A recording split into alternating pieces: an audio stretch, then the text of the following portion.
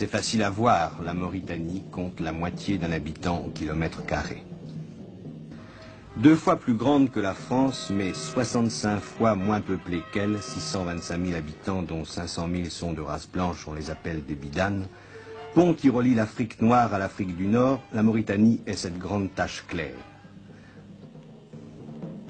Si nous avons choisi de vous présenter aujourd'hui la Mauritanie, c'est que cette république est le plus ignoré et le plus jeune des États membres de la communauté qui ont tenu leur second conseil exécutif à Paris cette semaine. Entre le Sahara et son pétrole, le Sénégal et ses arachides, la Mauritanie n'a qu'un espoir, le fer, encore inexploité. Une seule richesse à côté de l'élevage, le mil, qui pousse en abondance sur la rive droite du Sénégal.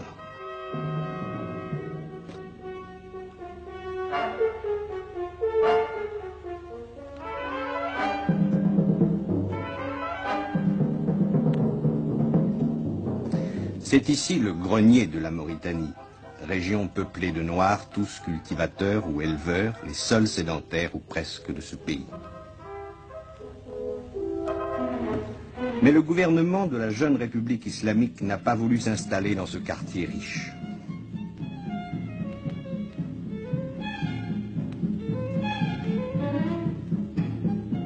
La Mauritanie dans son ensemble est un désert, sa capitale doit donc s'y trouver. La voici.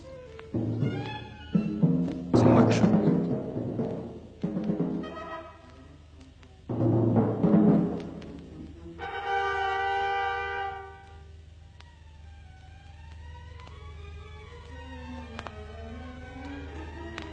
L'eau est à 70 km d'ici.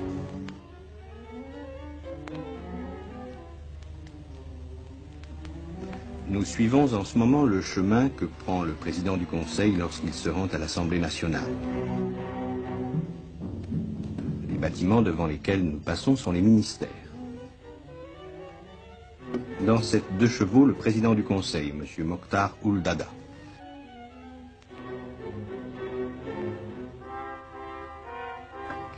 L'Assemblée nationale, c'est aussi l'école.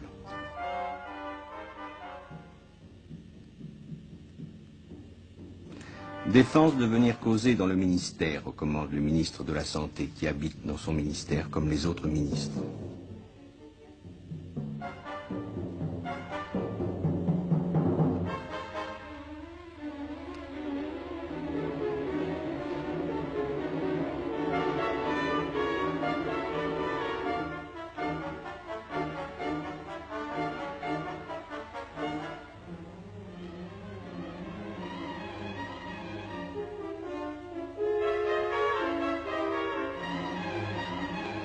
La présidence du Conseil, où travaille et habite M. Mokhtar Ould Daddah et où il nous a reçus.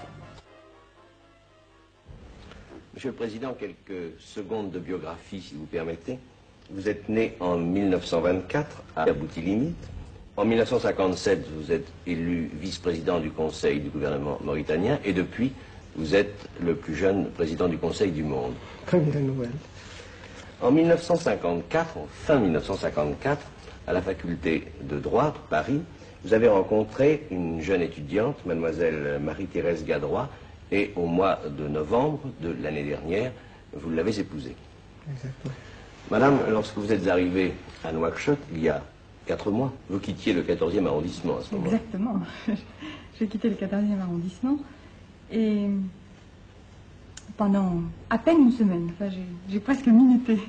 À peine une semaine, j'ai eu cette impression, enfin, c'est désagréable d'être parachuté dans le vide. Mais au bout d'une semaine, cette impression s'est dissipée. Vous êtes adapté facilement, oui. Il y a une sorte de contact, enfin, qui a été établi, et ça a été depuis... c'est parfait. Vous avez découvert ce pays maintenant? Découvert, c'est beaucoup dire. Enfin, j'ai fait un voyage dans le Nord, mais je ne le connais pas encore très bien. J'ai découvert, c'est peut-être son aspect mystérieux. Enfin, le soir notamment, nous nous sommes promenés. Mais on ne voit que le ciel ici. Oui, on ne voit que le ciel et le sable. Qu'est-ce qui vous manque le plus? Rien. Absolument rien. Monsieur le Président, quelle doit être la place, le rôle de la Mauritanie